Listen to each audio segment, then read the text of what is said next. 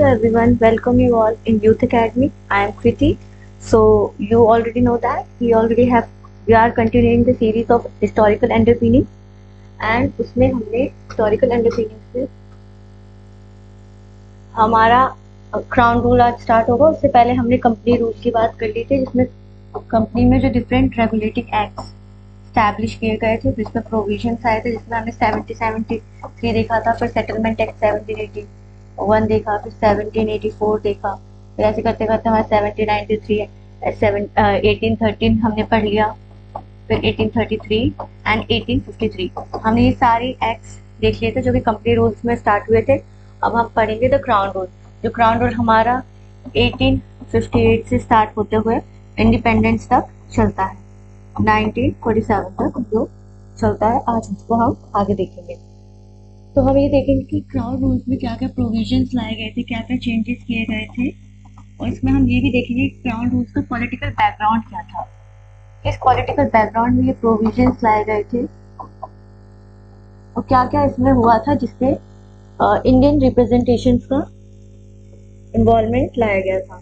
तो उसमें आज हम दो एक्ट के बारे में पढ़ेंगे क्राउन रूल में। पहले हम जो कि 1858 से लेकर 1947 तक चला था, उसमें आज गवर्नमेंट ऑफ इंडिया एक्ट 1858 के बारे में पढ़ेंगे और साथ ही साथ उसमें हम इंडियन काउंसिल एक्ट 1861 के बारे में पढ़ेंगे। ये दोनों एक्ट बहुत ही इंपॉर्टेंट हो जाते हैं क्योंकि इसमें बहुत ही मेजर चेंजेस किए गए थे। तो हम देख लेते हैं क्या चेंजेस हुए थे।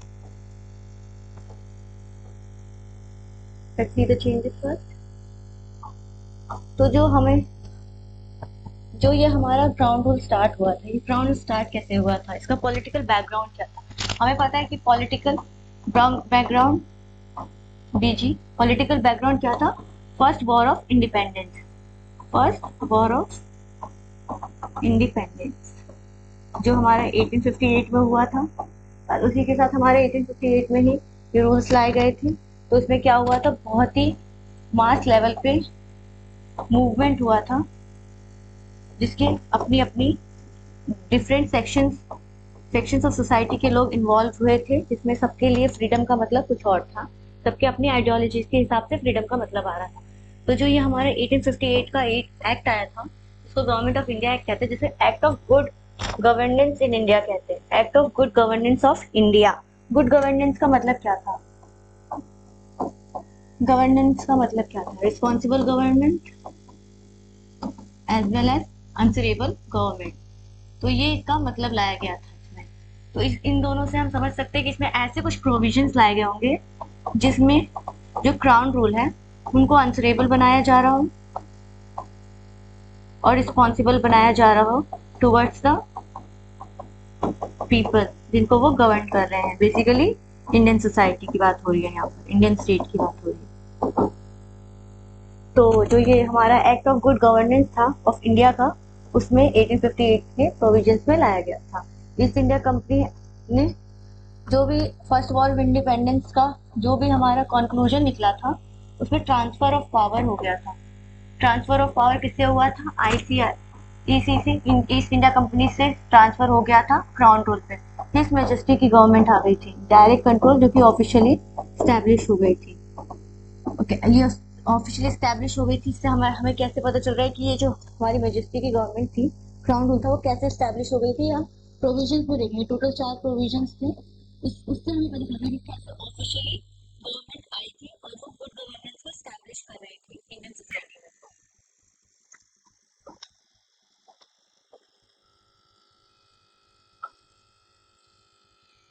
The governed by in the name of Her Majesty or Her or His Majesty.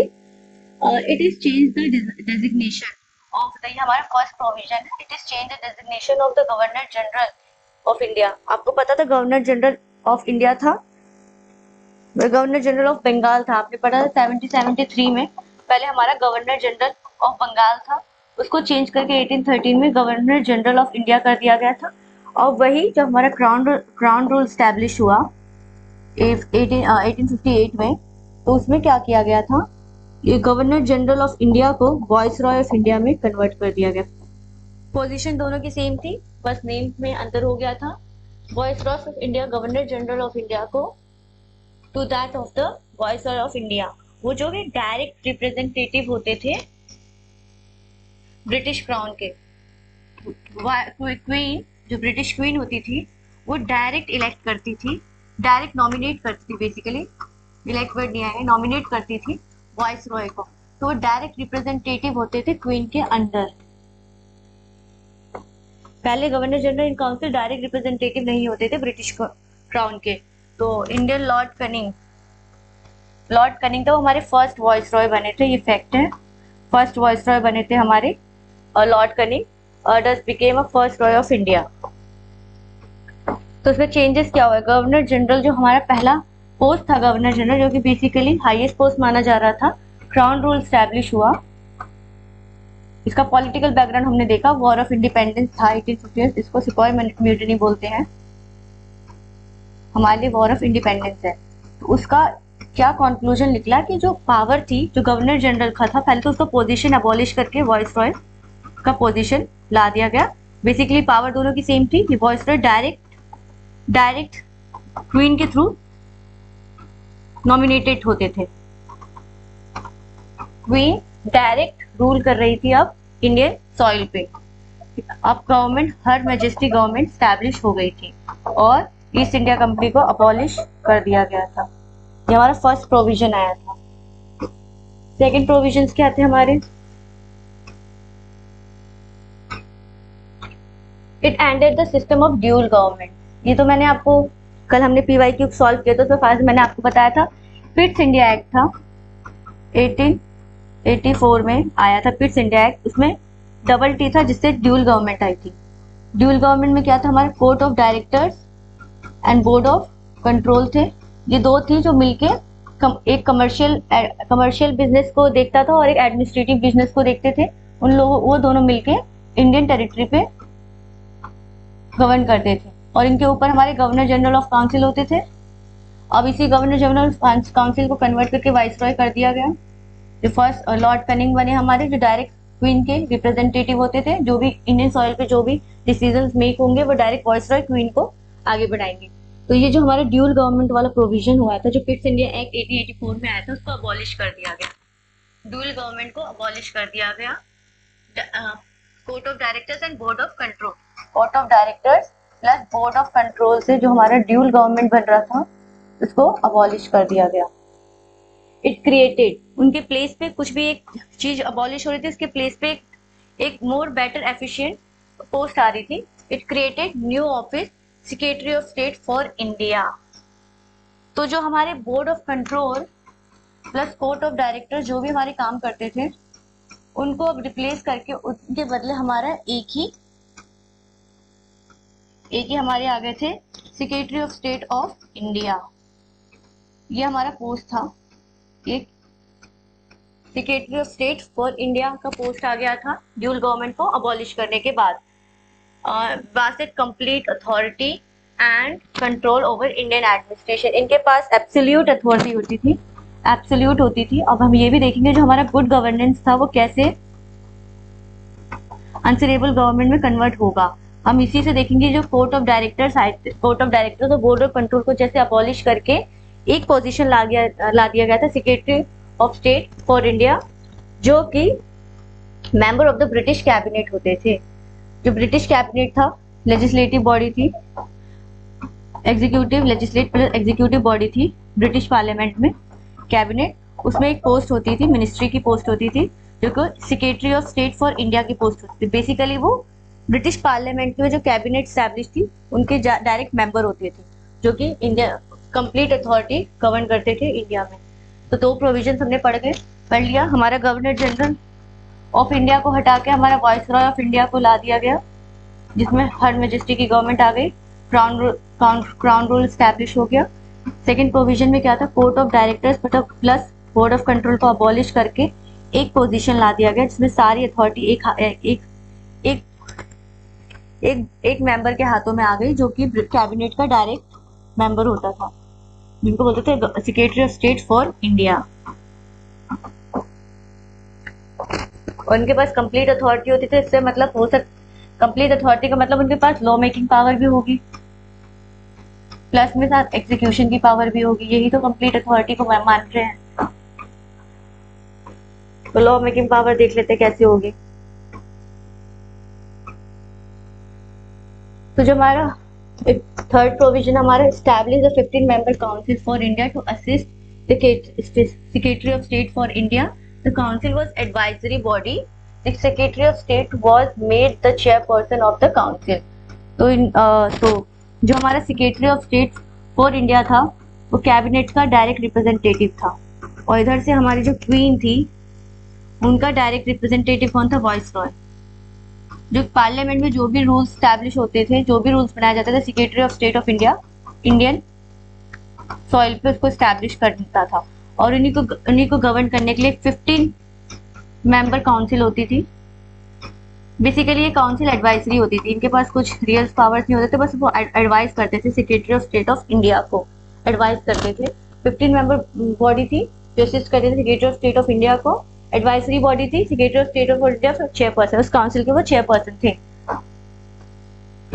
तो इससे हमें क्या लग रहा है, हमारा जो ज्यादा जो कॉम्प्लेक्स गवर्नमेंट आई थी 1858 से पहले, जो भी ज्यादा कॉम्प्लेक्स थी, जिसमें कॉम्प्लेक्सिटी तो बहुत थी लेकिन उसमें रूल्स और इसकी एफिशिएंसी बहुत ही मिनिमल थी, उसी को रिप्लेस करते हुए 1858 में क्राउन रूल स्टैब्लिश हुआ, और इसी को गुड गवर्नेंस बताते हुए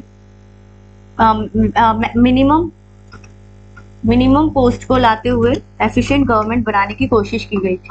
और एफिशिएंट गवर्नमेंट कैसे बनाया जा रहा था? इसमें हमारा बॉडी कॉर्पोरेट था, जो हमारी constitute the secretary of state of India in council, जो भी हमारी काउंसिल थी 15 मेंबर काउंसिल थी जो हमारी, plus secretary of state for India थे, वो एक बॉडी कॉर्पोरेट थे। बॉडी कॉर्पोरेट यहाँ पर एक कीवर्ड हो जाएगा, क्योंकि बॉडी कॉर्पोरेट से ही पता चलेगा कि गुड गवर्नेंस, जो कि बेसिकली आंसरेबल गवर्नमेंट थी और रिस्पॉन्सिबल गवर्नमेंट थी, वो कैसे स्टैब्लिश होती है। तो बॉडी कॉर्पोरेट ही इसे स्टैब्लिश करता है।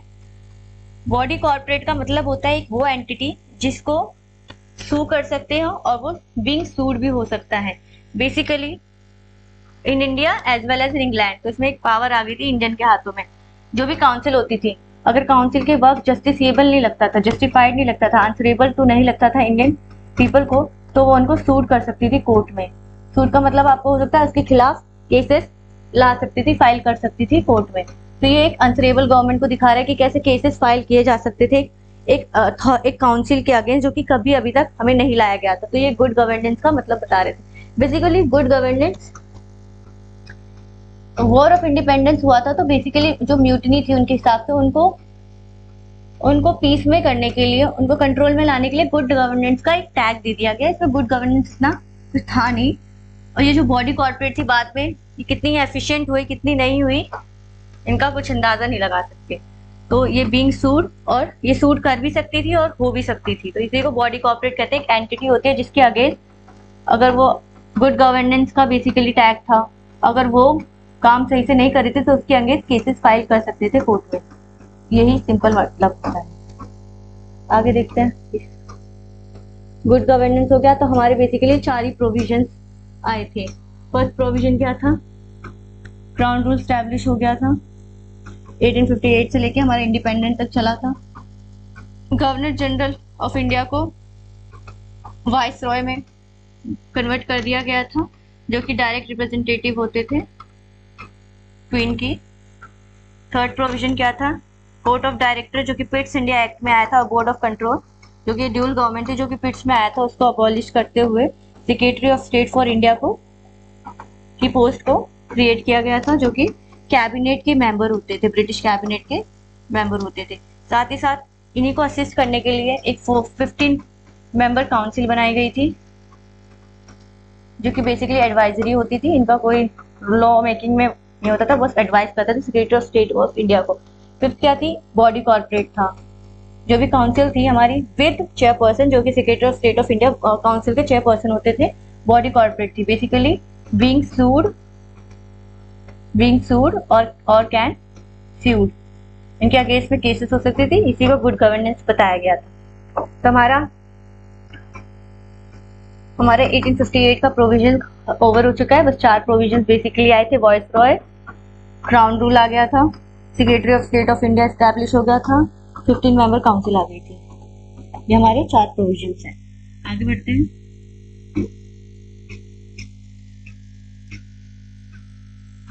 हमारा है इंडियन काउंसिल एक्ट 1861। अब इंडियन काउंसिल एक्ट, ये वर्ड से ही लग रहा है कि इसमें इंडियन काउंसिल एक्ट मतलब इंडियन का रिप्रेजेंटेशन होगा इस एक्ट में, इंडियन का रिप्रेजेंटेशन होगा। ये रिप्रेजेंटेशन किस लिए दिया होगा? स्पेसिफाई करने के लिए इंडियन को। Specify in what respect? जो 1858 का वॉर ऑफ इंडिपेंडेंस हुआ था उसी के बैकग्राउंड में ये भी प्रोविजंस आए थे। तो जो इन्होंने सोचा कि अगर हम इंडियन को रिप्रेजेंटेशन दे देंगे, वो भी मतलब वो भी पावर नहीं दिया हुआ था, वो अनऑफिशियल काइंड ऑफ मेंबर्स थे, लेकिन एक तरह से उनको रिप्रेजेंटेशन दे दिया गया। 3 मेंबर्स जो बने थे, हम देखेंगे कौन कौन से मेंबर्स थे लेजिस्लेटिव बॉडी में इनकॉर्पोरेट किए गए थे, नॉमिनेटेड किए गए थे वाइसरॉय के थ्रू। तो इसी को हम इंडियन काउंसिल एक्ट, बेसिकली ये फर्स्ट एक्ट है जिसमें इंडियन पीपल का रिप्रेजेंटेशन देखने को मिला है। To specify to not get into further war conflict dispute.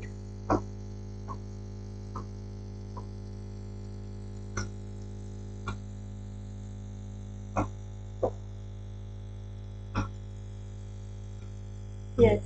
So Indian Council Act, it introduced for the first time Indian representation. As I told you earlier, Indian council act से ही लग रहा है कि Indian का इसमें कुछ फायदा हुआ होगा मिनिमम लेवल पे, बट कुछ तो फायदा हुआ होगा इंडियन एक्ट का। तो इसमें बोला गया first time Indian representation as a non official member.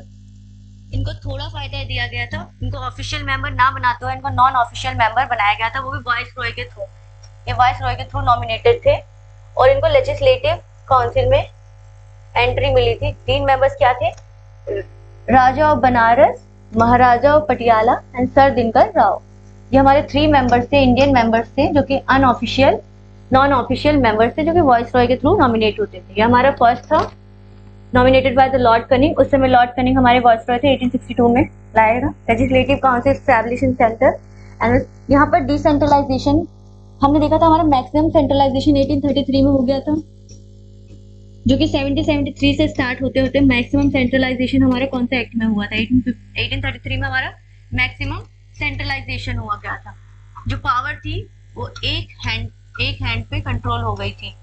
वहीं पे इसमें हम क्या देखते हैं, 1861 में हमारा डिसेंट्रलाइजेशन की टेंडेंसी स्टार्ट हो जाती है। इसकी जो टेंडेंसी होती है डिसेंट्रलाइजेशन की, वो स्टार्ट होने लगती है।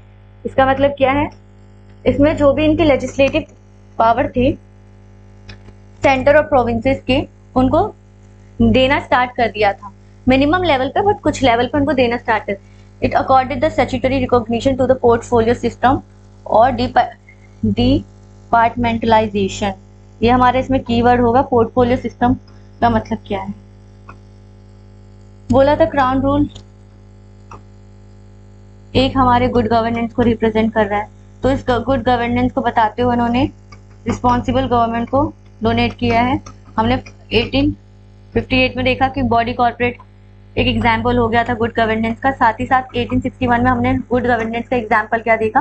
Portfolio system.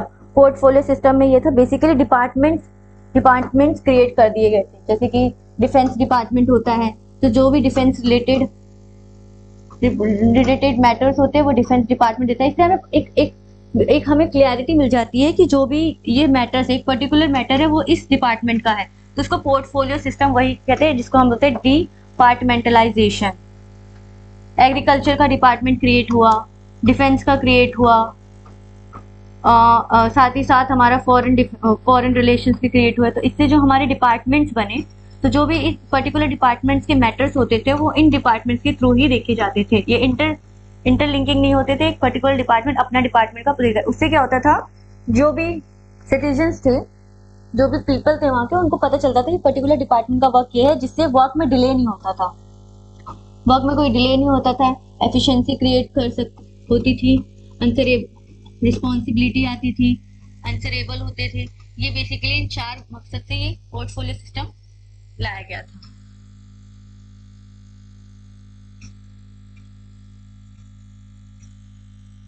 ये हमने पहले ही पढ़ लिया। डिसेंट्रलाइजेशन को इनिशिएट किया गया था, अब ये पूरा नहीं आया था, स्टार्ट हुआ था। मैक्सिमम सेंट्रलाइजेशन हमारे 1833 में देखा था हमने, और फिर साथ ही साथ अब सेंट्रलाइजेशन होने के बाद डिसेंट्रलाइजेशन स्टार्ट होने लगा था। Political background as we know, war of independence, first war of independence. तो ये हमारा इनिशिएटेड किया था इसने decentralisation by restoring legislative power. Legislative power मतलब law making power to Bombay and Madras. हमने देखा था कैसे इंडिया में हमारा बॉम्बे था, हमारा मद्रास था, यहाँ पर हमारा कलकत्ता था। तो 3 हमारी प्रेसिडेंसीज बनाई गई थी। हमने देखा था कैसे 1773 के बाद से ही ये जो इनके सारे लेजिस्लेटिव पावर थे स्टार्टेड गोइंग टू कलकत्ता, जिसमें हमारा गवर्नर जनरल ऑफ बंगाल था, Bengal basically governor general of Bengal, उनके हाथों में जाना स्टार्ट हो गई थी इनकी सारी लेजिस्लेटिव पावर। अब क्या हुआ, ये डिसेंट्रलाइजेशन क्रिएट हो गया, तो यहाँ से जो पावर थी वो डिस्ट्रीब्यूटेड होने लग गई बॉम्बे एंड मद्रास को, जो इनके प्रोविंसेस थे। तो ये हो गया था हमारे Madras and provinces. It also provided for the establishment of the new legislative council. Basically legislative council हमने देखा 3 रीजन्स में थी, बॉम्बे, मद्रास एंड बंगाल में। अब इन्होंने क्या किया, न्यू लेजिस्लेटिव काउंसिल क्रिएट की, जो कि हमारी मुंबई नॉर्थ वेस्ट प्रोविंसेस में, जिसको यूपी कहते हैं, पंजाब में स्टैब्लिश किया था। पंजाब में हमारा स्टैब्लिश हुआ था, वेस्टर्न प्रोविंसेस में स्टैब्लिश हुआ था हमारा, और बॉम्बे मद्रास में हमारा बॉम्बे जो कि था रिस्पेक्टिवली। कब हुआ था, 1862 में इसमें हुआ था, 1886 में हुआ था, फिर 1897 में स्टैब्लिश हुआ था। ये रहा हमारा legislative council Mumbai western provinces में हुआ था, Punjab established by 1862, 1886 and 1897 respectively. It empowered the viceroy to issue ordinance. ये ऑर्डिनेंस की जो पावर है, इसी से हमें पता है गुड गवर्नेंस और गुड गवर्नमेंट का मतलब क्या है। गुड गवर्नेंस का अभी तक हमने जो भी हमारा ये गुड गवर्नेंस का बात लाई गई थी 1858 में, जो क्राउन रूल्स के थ्रू थे, इसमें हमने 2 एग्जाम्पल्स देखे अभी। एग्जाम्पल 1 था जो भी काउंसिल थी हमारी 15 मेंबर काउंसिल थी, जो सेक्रेटरी ऑफ फॉर इंडिया को बॉडी कॉर्पोरेट बनाती थी। साथ ही साथ हमने एक प्रोविजन क्या देखा, पोर्टफोलियो सिस्टम देखा, जिसमें डिपार्टमेंटलाइजेशन हुआ, जिससे एफिशिएंसी क्रिएट हुई, डिले कम हुए, आंसरेबल आई और रिस्पॉन्सिबिलिटी क्रिएट हुई। अब हमारा तीसरा आंसर हो जाएगा ordinance system. Ordinance system, ordinance हमारा सेम ऑर्डिनेंस, वही ऑर्डिनेंस इसमें एप्लीकेबल है जो हमारा अभी इंडियन कॉन्स्टिट्यूशन में एप्लीकेबल है अंडर आर्टिकल 123 एंड 213 के अंदर। ये ऑर्डिनेंस प्रोविजन प्रोवाइड करते हैं प्रेसिडेंट को, ये गवर्नर को ordinance provision provide. Same ordinance provision हमारे लेजिस्लेटिव जो वॉइसरॉय थी उनको दिया गया था। जब ये कब होता, जब लेजिस्लेटिव काउंसिल इमरजेंसी के थ्रू जब वो सस्पेंड होती थी, जब वो रिसेस पे होती थी या उनका अभी सेशन नहीं होता था, तब वो ऑर्डिनेंस इशू करते। ये ordinance same exactly same ordinance to prime minister का ऑर्डिनेंस है, जो आर्टिकल 123 में प्रोवाइड है प्रेसिडेंट को। ऑर्डिनेंस पावर आपको पता ही होगी कब आती है ऑर्डिनेंस पावर, जब लोकसभा और राज्यसभा सेशन में नहीं होते हैं और इधर ऑफ देम इमरजेंसी के थ्रू, तो उनको ऑर्डिनेंस पावर भी प्रोवाइड थी। तो एक रिकैप कर लेते हैं क्या क्या था हमारा। हमने पहले देखा क्राउन रूल आ गया था, जो कि 1858 से लेके हमारा 1947 तक चलेगा। फिर 1858 में हमारा एक्ट आया था, जिसको एक्ट ऑफ गुड गवर्नमेंट कहा गया था। गुड गवर्नमेंट एंड गवर्नेंस को बोला गया था। गुड गवर्नेंस में 1858 में हमारा एक्ट आया था, जिसमें पहला था हर मैजेस्टी की गवर्नमेंट स्टैब्लिश हुई थी। गवर्नर जनरल काउंसिल को अबॉलिश करके, गवर्नर जनरल ऑफ इंडिया को अबॉलिश करते हुए वॉइसरॉय ऑफ इंडिया बना दिया गया था, जो कि डायरेक्ट रिप्रेजेंटेटिव होते थे क्वीन के। साथ ही साथ हमारा तीसरा क्या था, secretary of state for India ला दिया गया था, जो कि बेसिकली किसको रिप्लेस कर रहा था, हमारे ड्यूल गवर्नमेंट को रिप्लेस कर रहा था। ड्यूल गवर्नमेंट का प्रोविजन किसमें आया था, बिट्स इंडिया एक्ट में आया था 1784 में। 1784 में बिट्स इंडिया में आया था ड्यूल गवर्नमेंट का प्रोविजन। जो ड्यूल गवर्नमेंट कौन थी, court of directors plus board of control, जो कि एक तो कमर्शियल अफेयर को कंट्रोल करते थे और एक एडमिनिस्ट्रेटिव अफेयर को कंट्रोल करते थे। इनको अबॉलिश करते हुए secretary of state for India ला दिया। साथ ही साथ इनकी काउंसिल स्टैब्लिश हुई, 50 मेंबर काउंसिल, जो कि एडवाइजरी बॉडी थी, उनके पास कोई लॉ मेकिंग पावर नहीं था। साथ ही साथ इनको बॉडी कॉर्पोरेट भी बना दिया गया। अब हमारे 1861 आता है, जिसमें मेजर चेंजेस क्या हुए हैं, डिसेंट्रलाइजेशन स्टार्ट हुआ। जो हमारी मुंबई और मद्रास से जो भी पावर ले ली गई थी, legislative power, basically legislative council इनकी रिस्टोर कर दी गई। पोर्टफोलियो सिस्टम स्टैब्लिश हुआ अकाउंटेबिलिटी क्रिएट करने के लिए। और दूसरा क्या था हमारा इसमें इंडियन काउंसिल एक्ट था, तो रिप्रेजेंटेशन दिया गया था। फर्स्ट टाइम था जो इंडियन रिप्रेजेंटेटिव लेजिस्लेटिव काउंसिल में आए थे। आपको याद रखना, लेजिस्लेटिव काउंसिल में आए थे, एग्जीक्यूटिव काउंसिल में अभी नहीं आए थे। 3 मेंबर्स थे, महाराजा ऑफ पटियाला, सर दिनकर राव और बनारस के थे हमारे, Raja of Banaras, Maharaja of Patiala and sir Dinkar Rao. तीन थे हमारे। डिसेंट्रलाइजेशन पोर्टफोलियो हो गया था हमारा, रिप्रेजेंटेटिव हो गया था, साथ ही साथ न्यू लेजिस्लेटिव काउंसिल बनाई गई थी पंजाब में, नॉर्थ वेस्ट फ्रंटियर प्रोविंसेस में बनाई गई थी, एज वेल एज मुंबई में बनाई गई थी। तो हमारी ये प्रोविजन है। आई होप आपको ये समझ में आया हो। ये हमारा रिस्टोरिंग सेंट्रलाइजेशन को रिस्टोर हुआ था, प्रोविंसेस बना दिए गए थे, ऑर्डिनेंस पावर दे दी गई थी वाइसराय को, departmentalisation, portfolio system, Indian representation आ गया था। इंडियन काउंसिल एक्ट में पॉलिटिकल बैकग्राउंड हमारा फर्स्ट वॉर ऑफ इंडिपेंडेंस रहेगा। साथ ही साथ इसमें बॉडी कॉर्पोरेट का प्रोविजन स्टैब्लिश किया गया था। बॉडी कॉर्पोरेट ये इंडिया और इंग्लैंड दोनों में वर्क कर रहा था, जो भी हमारे secretary of state of India थे। साथ ही 50 मेंबर काउंसिल थी जो असिस्ट करती थी secretary of state of India को, जो कि एडवाइजरी बॉडी थी, इनके पास कोई लॉ मेकिंग प्रोविजन नहीं थे। It ended the dual government, पता है हमें क्विट इंडिया एक्ट में ड्यूल गवर्नमेंट एक्ट इसको एंड कर दिया गया था। It created the new office secretary of state of India. साथ ही साथ ये हमारा viceroy, governor general of India को हमारा वाइसरॉय ऑफ इंडिया में कन्वर्ट कर दिया गया, जो लॉर्ड कनिंग हमारे फर्स्ट वाइसरॉय ऑफ इंडिया बने थे, जो कि क्वीन का डायरेक्ट रिप्रेजेंटेटिव होते थे। तो दैट्स ऑल फॉर टुडे। ये हमारा एक्ट ऑफ गुड गवर्नेंस था for India. East India company को अबॉलिश करते हुए पावर को ट्रांसफर कर दिया गया था।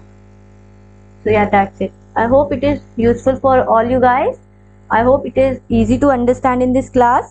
मैंने आपको easy way में समझाने की कोशिश की है, और इसके बाद भी जो आगे के प्रोविजंस होंगे हम उसको जल्दी लाने की कोशिश करेंगे। तो stay for tuned for further updates and for more classes. Thank you.